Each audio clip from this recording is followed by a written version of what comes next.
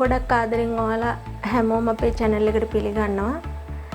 අද කියලා දෙන්නේ ගොඩක් රසට chicken කරියක් හිදෙන්න කලුවට හදාගන්නේ කොහොමද කියලා. ඔයාලා අපේ channel එකට අලුත් නම් subscribe කරලා එකතු වෙන්න. රසවත් අදහසත් අපිට comment කරන් යන්න අමතක කරන්න එපා. අපි බලමු වීඩියෝ එකට ගිහිල්ලා කොහොමද හදාගන්නේ කියලා. කුකුල් මස් කිලෝ එකක් අරගෙන මේ විදියට කපලා හොදගෙන තියෙනවා. ඊට අමතරව අරන් තියෙනවා ඉඟුරු සුදු ලුණු ටික තලලා තමයි අරන් තියෙන්නේ. ඉඟුරු ටික පොඩිවට කපලා ඊට පස්සේ කරපිංච අමු මිරිස් කරල් දෙකක් හේන් වෙන්න කපලා තියෙනවා.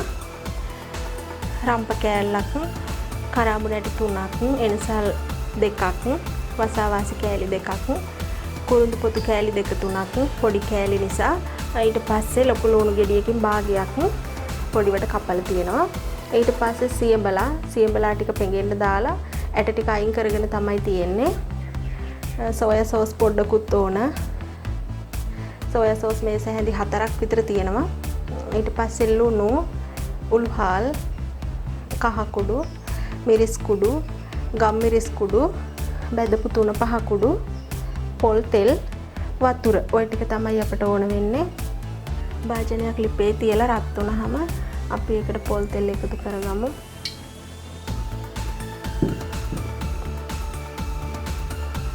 පොල් තෙල් ටික රත් වෙගෙන එනකොට ඉඟුරු සුදු ලුණු ටික දාගමු.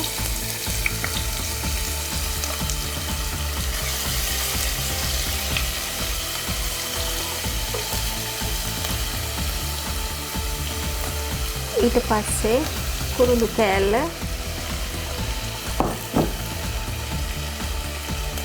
එනසල් වල මේ විදිහට පොඩ්ඩක් මෙහෙම කඩාගෙන ඒකත් එකතු කරගත්තා. ඊට පස්සේ වසාවාසි කෑල්ල, කරාඹු නැටි ටික, මේ වෙලාවේ උළුහාල් එකතු කරගන්නවා. මේවා බෙදලා නැති උළුහාල් නිසා බෙදෙන්න පොඩ්ඩක්.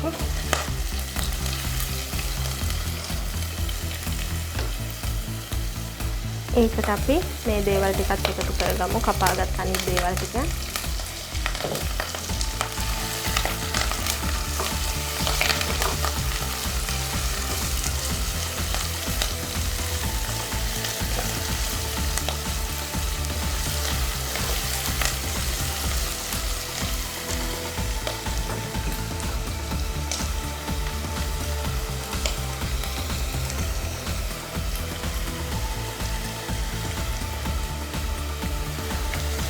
පොඩ්ඩක් මැල වෙනකන් තියාගමු අපි.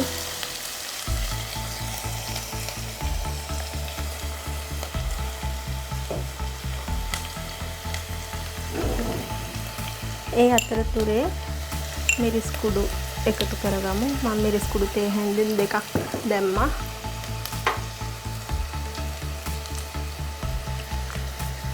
තුන පහ කුඩුත් තේ හැන්ඩල් 2ක් දානවා.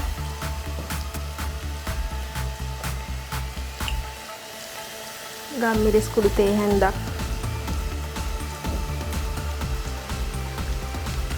කහ කුඩු තේ හැඳි භාගයක්,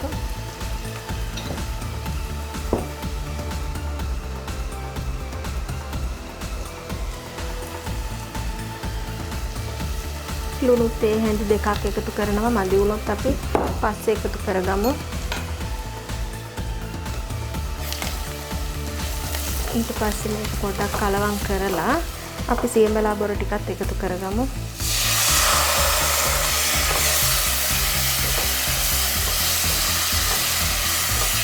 ඊට පස්සේ අපි කුකුල් මස් ටිකත් එකතු කරගමු.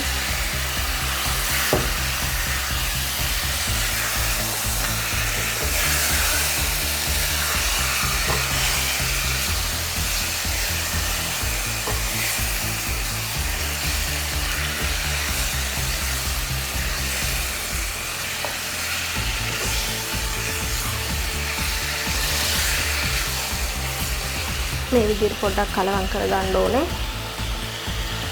දැන් අපි සෝයා සෝස් ටික එකතු කරගමු.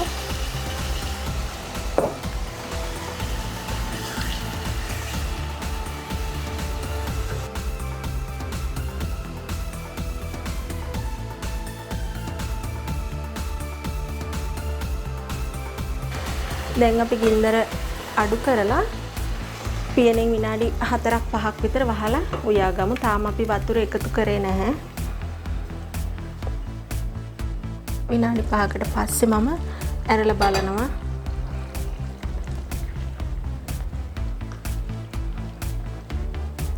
මෙතනදී ඔයාලට ගොඩක් හොදි ඕන වෙන්නේ නැත්නම් මේ විදියටමත් වහගෙන උයා ගන්න පුළුවන්.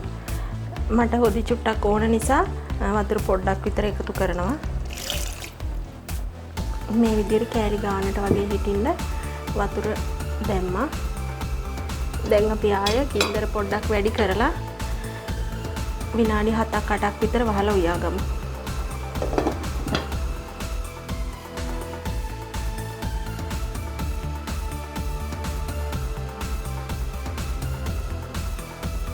දැන් අපි ආයේ බලමු.